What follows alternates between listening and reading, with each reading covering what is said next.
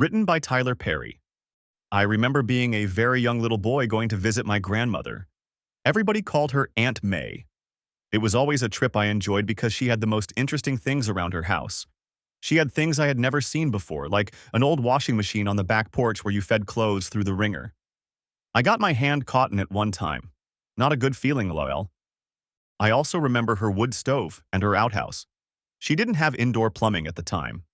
When I would arrive there with my parents, I would jump out of the car, run past the chickens, and up the old wooden steps into the old rundown four-room house. It looked to be leaning from the outside, and on the inside, there was newspaper stuffed in the cracks of the wall.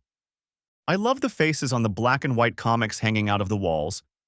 It made my heart happy, but my hands would get slapped if I pulled them out, especially in the winter. I didn't know that was the insulation. The house had no heat.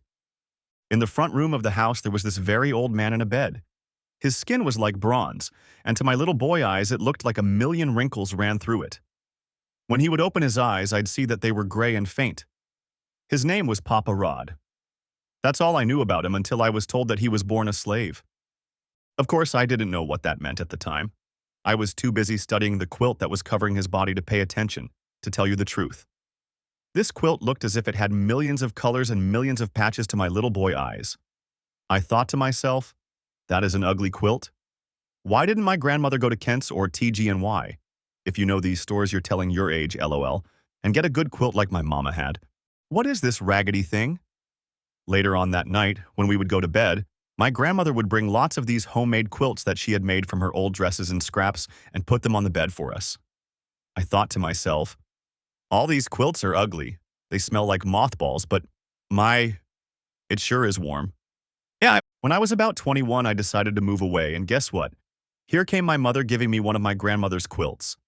By then, I had an appreciation for the hard work that went into making it. So, I appreciated it, but I was still a bit embarrassed by it. I took the quilt with me to Atlanta.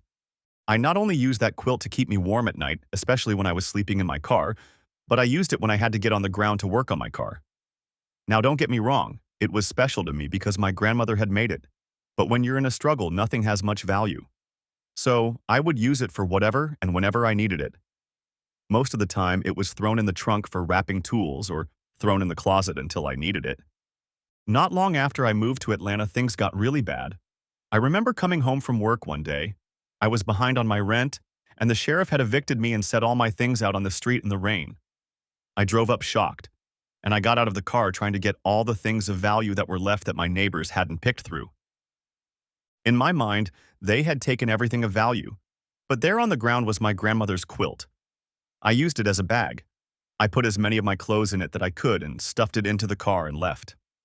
I went to a storage company and put what few things I had left in storage and started trying to find a place to live. Stay with me. I'm going somewhere with this. A few months later, I couldn't afford to pay the storage bill, so I just let it go, losing everything in storage, including the quilt. Now, let me take you to my deeper point. A few years ago, I saw a familiar-looking quilt. It looked just like the ones that my grandmother had handmade. It brought back so many memories.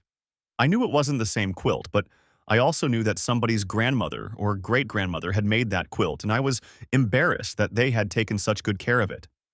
As I was studying the lines and the stitching, I got a lump in my throat. It looked so much like my grandmother's work.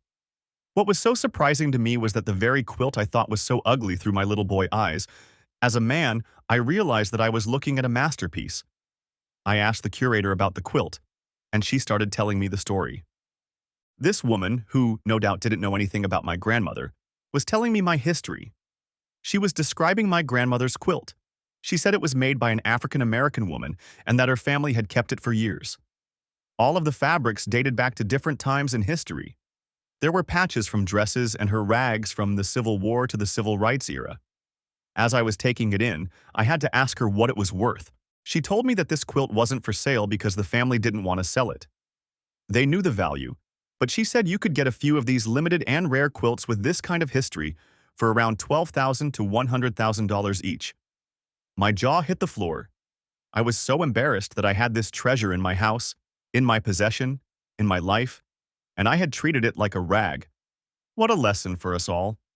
It made me think about us as humans. We are so much more valuable than a material thing. But sometimes in life, we have people in our lives that should be treated like treasures. Instead, we discard them and treat them like rags, like my grandmother's quilt. We only use them when we need to be warm or comforted. Like that quilt, we think they're worthless until we need them. And like that quilt, it takes somebody else to point out their value to us after they are gone. If you are like that quilt, and you are being treated like you don't matter or being pushed aside and used only when you are needed, stop letting that happen to you. You are worth more than the people that created. You know, my grandmother had no idea that one day her quilts would be worth millions. She had lots of them. She created it and didn't know, which tells me that it's possible for your parents not to know that you are a treasure. Like that quilt, you are beautiful in your patches, and it took all of those patches to make you whole and who you are. Each one of them represents something in your life that you've been through. Wear them with pride.